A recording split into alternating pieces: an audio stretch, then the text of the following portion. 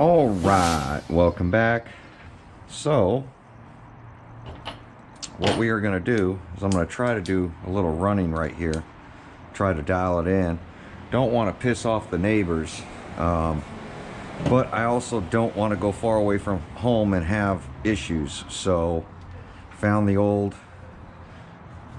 DBXL remote, already put the battery in, already set up some of my trims so I know throttle's off, and I just want to make sure I'm getting full trigger.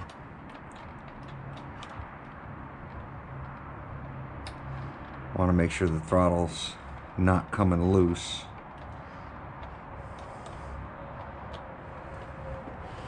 And we're going to give it a fire. It's nice and cold again. 72 degrees, so it's ice cold. So we're going to choke it, see how it starts this time. Oh. God. It keeps locking up.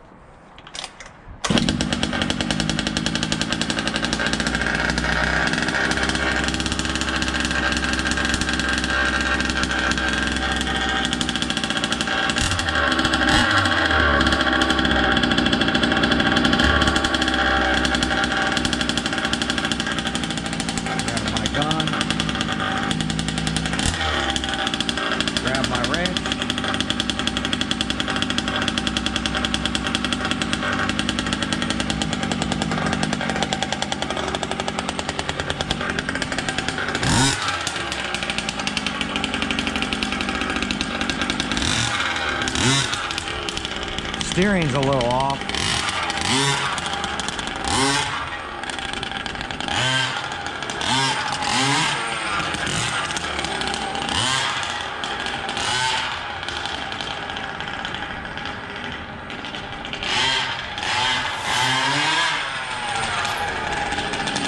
It's definitely a lot faster.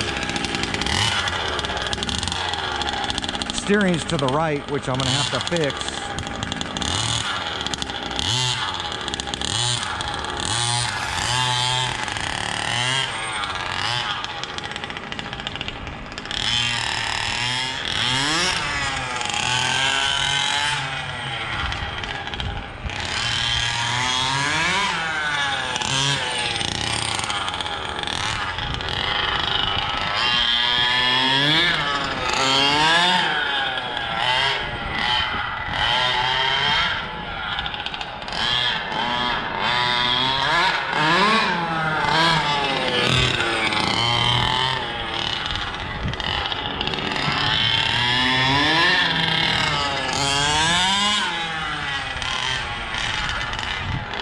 Definitely a lot faster.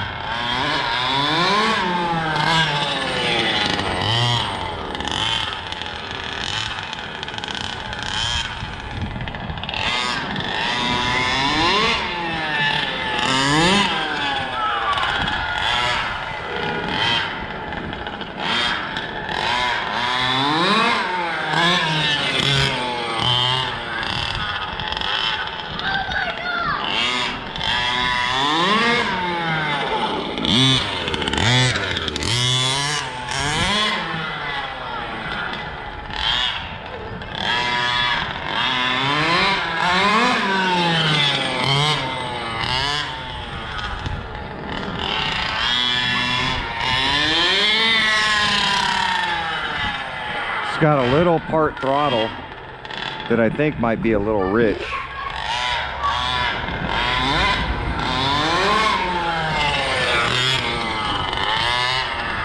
But I need to finish breaking it in first.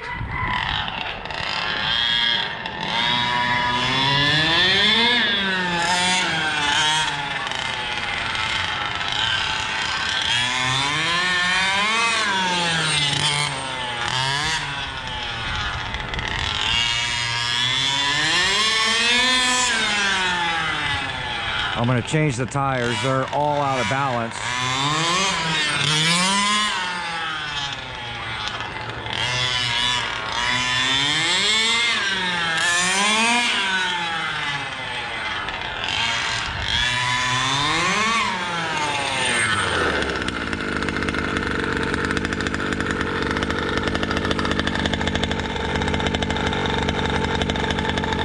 150. What's that? It's a Losi.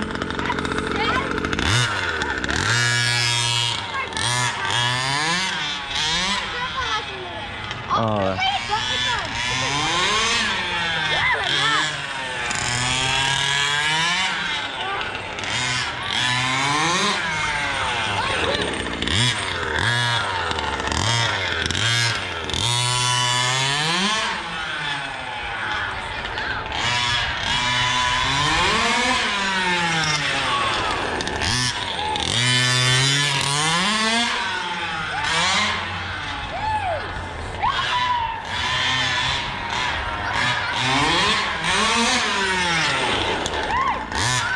See the little kids running in front of it?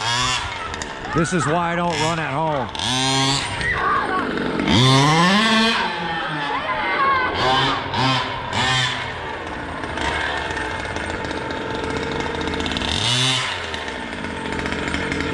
Well, I think it's good enough to take out.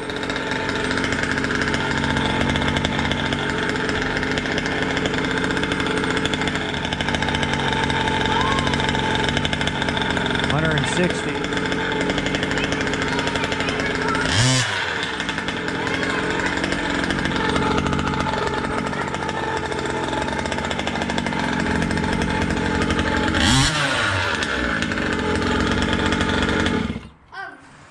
So by having, excuse me, I'm just videotaping right now. I can't have you kids in the video. All right, no worries. So this is run at home. There's too many kids in the area, and if this thing gets out of control with the new motor, then it could hurt somebody. So for me, it's really not worth it. I know it's a cool thing, and I'm going to talk to these kids real quick, so give me a minute. All right, so welcome back. Just had to talk to the kids for a minute. I know they're very excited to see something like this, and I don't blame them. I was always excited as a kid as well. But that's what gets new people into the hobby. But it's definitely good enough to go rip it. So we're going to top off the tank. I'm going to get the battery out, finish charging that. Let me turn that off. Get the body on, and it should be good enough to go rip it. Still waiting on the spring. I know people keep asking about it. I have contacted my local hobby store where I got this. So hopefully they can get me a spring. Some people said it didn't come in the kit. Some people said it did. I told the hobby shop it wasn't in the kit. So whether I got to buy one or it's warranty, I could care less. I just need the spring. So for the most part, it's running pretty good. Oil is finally clearing out, which is good.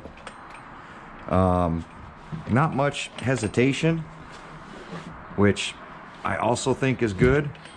I'm ruining my paddle tires.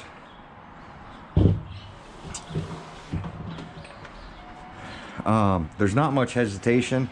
As you see, I wasn't adjusting the carburetor right off the rip, even though it had a hesitation in it. I needed it to get to operating temperature just to make sure everything is working properly. The biggest mistake people make is they fire it up, and as you saw when I went to pull it, it was basically vapor locking. So I had a couple hard times pulling the string. But the biggest mistake you can make is to constantly keep turning these adjusters. Best thing to do is get it to operating temp, and then if you're having an issue, go ahead and make the adjustments. But I have the steering I still need to fix, get the body on, get the clips on. Then we're going to take it out to a park area where nobody's around. Since everybody's working and kids will be in school tomorrow, I'll get out there, I'll rip it on some grass. Got it up to, you know, about a little over half trigger right there. There's no load because it's on asphalt. Just wanted to clear out all that oil from idling so much. There's definitely a lot of oil in the system. But there we go. That's the first rip of the 32cc Zenoa engine. And shout out to RC Smith Studios. He bought some upgraded parts that won't work on the new DBXL, so he's going to ship those out to me. I can use them on this, so I'm going to go ahead and pick those up from him. We are going to update this thing. There's a few things that compared to the old one versus the new one, there's actually a lot of things that are different. Like he was saying, this top plate, the rear brace is a double brace. It's got an extra support back here, which I might try to do to this, is just add a Heim joint and a support somewhere, from the motor to the rear chassis, or from the chassis to the rear bulkhead,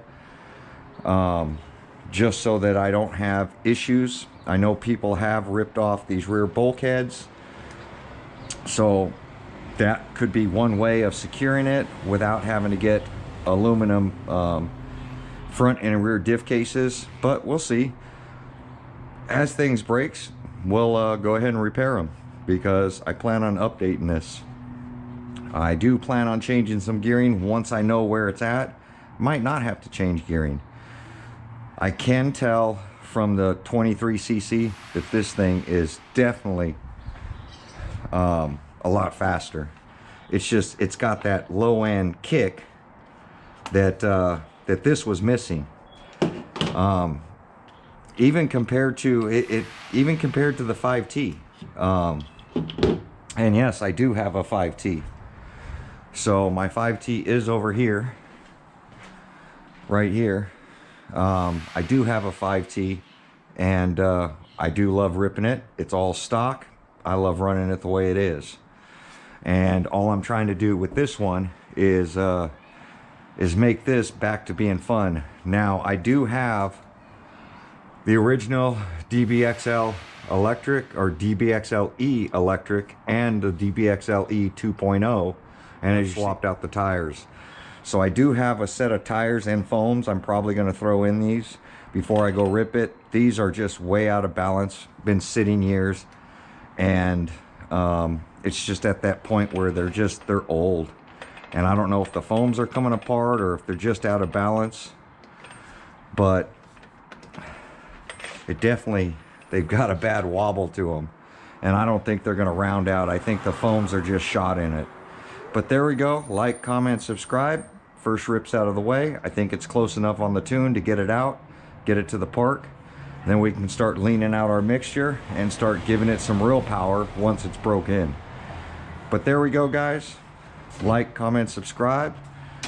Definitely enjoying the two-stroke comments. I'm gonna have to stretch that back on. But definitely enjoying the two-stroke comments, the content. This is definitely the fun part of the hobby. Two-stroke to me is a lot easier than nitro. You're not dealing with glow plugs or any of that other stuff. You're just mixing up your fuel, dumping it in, and running it like a two-stroke motorcycle or a chainsaw or a weed whacker or a lawnmower. I was raised with all that stuff. So getting these things tuned, very easy. You don't need to make any drastic changes to your needle and your high and your low. They come pretty close. You just want to verify that the start settings are where they need to be. They are marked with an H, and then I think that's supposed to be an I. It looks like a T. So the longer one is your idle, and then your high tune is over here. So, and then the one somebody was like below it is your idle screw. Yes, but honestly, you know, you don't really need to adjust idle very much. Once you get the carburetor closed, your idle setting, like mine, is just barely touching at the tip of it. You don't need to crank if you have to crank that thing in and give it a bunch of air, then your fuel setting's way off. So somebody was telling me that I need to adjust my carb with the flap closed. Yes, but on initial fire up, I don't plug in any electronics. I use this, I give it, like I said, I crank it up to open that throttle so that I don't have to sit there and play with the remote and try keeping it running and flip and play. And what you want to do is just get real close, get your tune closed so that you can close the flap and your idle's done. Once your idle's done, then you can move on to your high meter. Now, every adjustment I make on the low one, I do make a little correction on the high one. So if I go an eighth here, I'll leave high alone. If I have to go a quarter to a half a turn here, I'll increase my high a little bit. It doesn't affect idle, but that's gonna, if I have to add that much to the idle, when I get out there and I start ripping it, I know I'm gonna have to add it to the high side, because the pipe change. So it's gonna be flowing more air. It's gonna get more air in, more air out. It's gonna need more fuel. So if I've got to make big corrections from the base tune, then I'll make a little correction on the high tune on the bench. So when I get out there and rip it, as you see, I'm pretty close. So there we go. Hopefully this is helping some people out there. I'm no expert on two-stroke, never claimed to be. I just know carburetors, I know cars, I've been dealing with automotive my whole life. This is just a small automotive or motorcycle or two-stroke or quad, which I used to deal with as well. That's all it is to me. And the sound of it is really gonna tell you where you're at. Sound plays a big part on what kind of adjustments I make here. I can tell when something's not right, when it's constantly varying on the idle. If I have to keep adjusting my idle screw, I know something's not happy and something's not right. Somebody did say that they could tell by, you know, my bowl that there's a lot of oil in there. And there sure is. I run 35 to 1 during break-in. When I start ripping this thing, I'll be closer to 50 to 1. I tend to run a little heavier on the oils just for longevity. I know I can get a lot more power out of it, leaning out my oils. But if I don't need it, I don't need it. I'd rather keep the motor safe and just run a little bit more oil than I need to. Definitely during break-in, you want to lubricate. You want all that oil to soak everything in there. Just get the lower half and the upper half nice and lubricated. Now, when I first fire them, I always fire them on the lean side. I fire it on the lean side because I don't want to wash the cylinder wall out. I don't want it to get that glaze before it's due, and that's the whole purpose of doing the whole idle thing versus doing the park throttles and all that. You really want to seat that piston to that cylinder wall so that you get a nice tight seal. As you can tell, when I went to pull it, there is a nice tight seal. So there we go, guys. Like, comment, subscribe. We'll catch you guys on my next video. Hopefully I didn't bore you.